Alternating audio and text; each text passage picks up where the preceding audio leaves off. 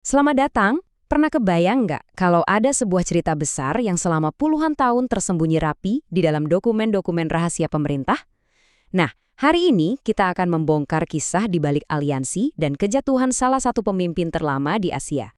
Ceritanya begini, pada tahun 2017, pemerintah Amerika Serikat membuka atau mendeklasifikasikan sekitar 30.000 halaman dokumen rahasia. Dan isinya, wah, ini mengungkap sebuah kisah yang sama sekali berbeda tentang salah satu sekutu terlama mereka. Oke, kita mulai dari awal ya. Mari kita mundur ke tahun 1960-an, tepat di puncak Perang Dingin. Disinilah semua bermula dengan sebuah aliansi rahasia yang tujuannya adalah menggulingkan seorang pemimpin negara. Waktu itu situasinya tegang banget. Amerika Serikat itu super khawatir kalau komunisme menyebar di seluruh Asia, seperti efek domino. Nah, Presiden Indonesia saat itu, Soekarno, dianggap terlalu condong ke kiri. Hal ini jelas bikin Washington cemas bukan main. Nah, disinilah dokumen-dokumen rahasia itu jadi sangat menarik. Terungkap gimana kepentingan Amerika Serikat ternyata klop banget dengan ambisi seorang jenderal Indonesia bernama Soeharto. Coba deh kita lihat. Washington ingin membendung komunisme, sementara Soeharto ingin merebut kekuasaan. Motivasinya mungkin beda, tapi saat itu tujuan mereka sama. Dan benar saja, setelah Soekarno lengser pasca gejolak politik tahun 1965, aliansi ini terbukti sangat-sangat menguntungkan bagi kedua belah pihak.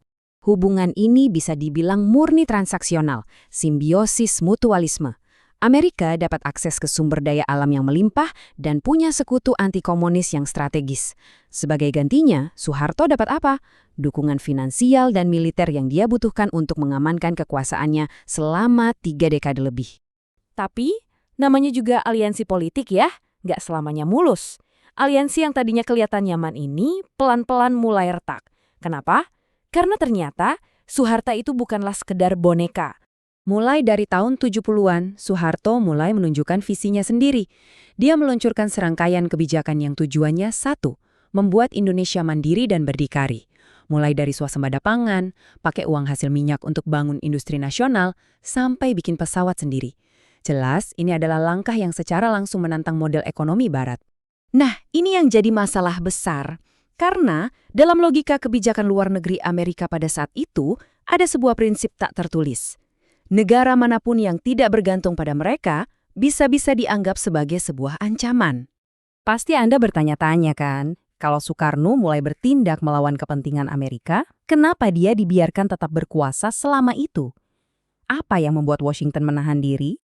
Jawabannya ternyata cukup sederhana.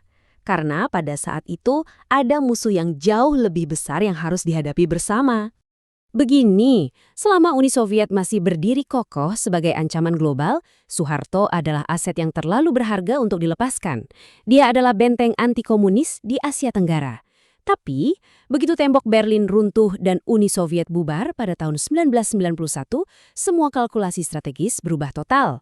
Tiba-tiba, Soeharto tidak lagi sepenting itu.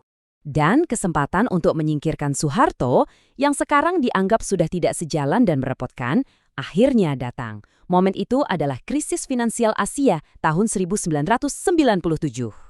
Menurut sumber yang kita bedah, Amerika dituduh menggunakan krisis ekonomi ini sebagai kedok untuk menjalankan sebuah rencana 3 langkah. Tujuannya, memastikan kejatuhan Soeharto. Mari kita bongkar satu persatu. Langkah pertama, perang propaganda. Media-media di Amerika Serikat mulai gencar merilis berita yang mengklaim Soeharto telah korupsi sampai 15 miliar dolar. Sebuah angka yang fantastis kan? Narasi ini langsung disambar dan diperkuat oleh media lokal, yang tentu saja sukses memicu kemarahan publik. Langkah kedua, menurut dokumen ini, Amerika diduga mulai bermain di belakang layar. Mereka disebut-sebut mendukung lawan-lawan politik Soeharto, para aktivis mahasiswa, dan juga LSM. Tujuannya jelas, membangun tekanan dari dalam negeri agar rezimnya goyah. Dan ini dia pukulan pamungkasnya, paket penyelamatan dari IMF. Menurut sumber kita, ini bukanlah bantuan yang tulus, tapi lebih seperti sebuah perangkap. Kenapa disebut perangkap? Mari kita lihat. Jadi, inti masalahnya di sini. Syarat-syarat pinjaman dari IMF itu memaksa Indonesia untuk menghentikan total semua program industrialisasi dan swasembadanya.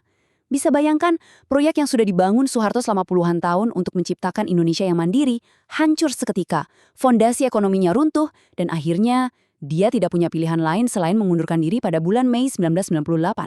Soeharto memang sudah lengser, tapi ternyata konsekuensi dari kejatuhannya ini membentuk wajah Indonesia untuk beberapa dekade ke depan. Apa yang terjadi setelah itu? Indonesia ditinggalkan dalam kondisi terlilit utang, ambisi industrinya seolah tergadai, dan tingkat ketergantungan ekonominya pada pihak luar justru meningkat. Jalur menuju kemandirian industri yang sudah dirintis bisa dibilang benar-benar keluar dari relnya. Nah, sebagai penutup, sumber yang kita bahas ini mengajukan satu pertanyaan yang sangat provokatif. Coba kita lihat kondisi sekarang. Indonesia lagi-lagi gencar mengejar kemandirian ekonomi, terutama lewat kebijakan hilirisasi, mengolah bahan mentah di dalam negeri. Pertanyaannya adalah, mungkinkah sejarah akan terulang kembali? Sebuah pemikiran yang menarik untuk kita semua.